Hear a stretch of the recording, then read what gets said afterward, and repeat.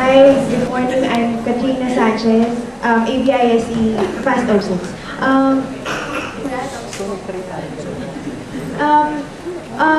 This question is addressed to TAPAT. I'm nag-apologize na ako, medyo mahaba yung tanong ko. Because I have to make kwento first. One time when your party RT in our class at Miguel, your candidates were some kind of bannered the achievement of having the lowest tuition fee increase ever. And then one of my classmates interpolated by saying that such low tuition fee increase could be attributed also to the low inflation rate. So my question is that achievement should be really credited? Should TAPAT be really credited for that achievement, or did you just get lucky that the macroeconomic forces cooperated with you for that? Actually, dun sa research namin, maliit lang yung factor na yung recent macroeconomic event, yung naging effect niya sa ano. Kasi gumawa kami ng projection, and that yung projected inflation rate namin for the next school year was based on the CPI since 2000 pa. And ever since 2000, yung inflation rate tumataas siya hanggang 7%.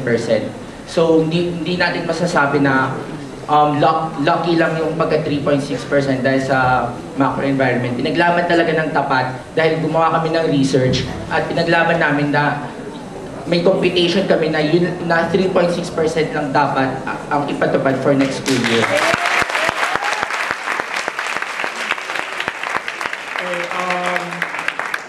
Maybe a question coming. You have a follow-up question? What is CPI? Sorry. The CPI is the Consumer Price Index.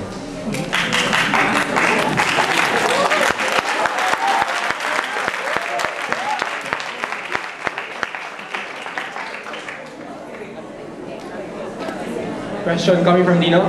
Yeah, Dino has a question. Hello.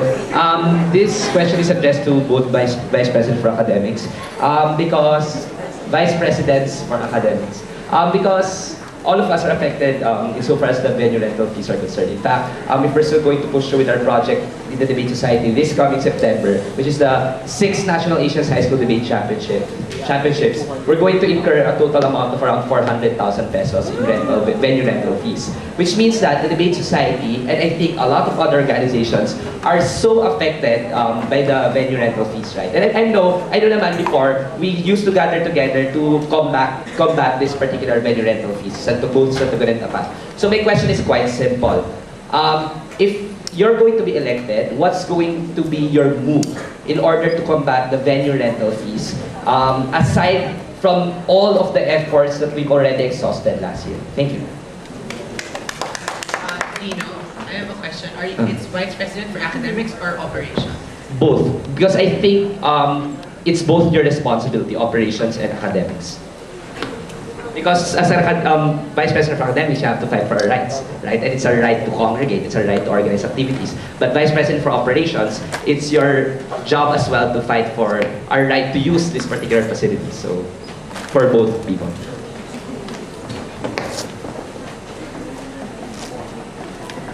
Amy, would you like to go first?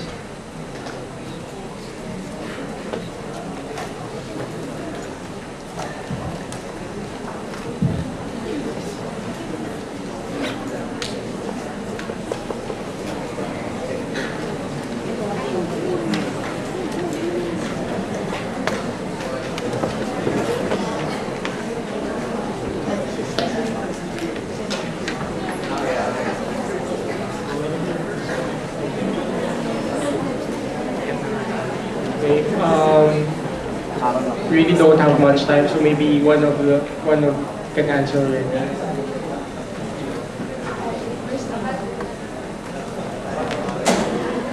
Okay, go. Reg, sorry. Okay.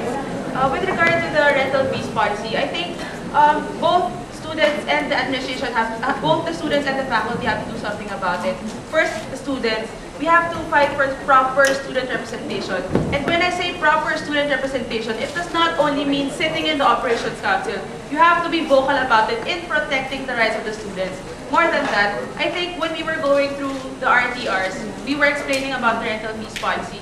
And I was really shocked, no, that most students and also the faculty weren't even aware of such policies. They weren't aware of how drastic changes have been made because of the policy. So I think for the student representation, we also have to have the multi-sectoral committee involving the faculty, because not only students were being affected, but also the faculty.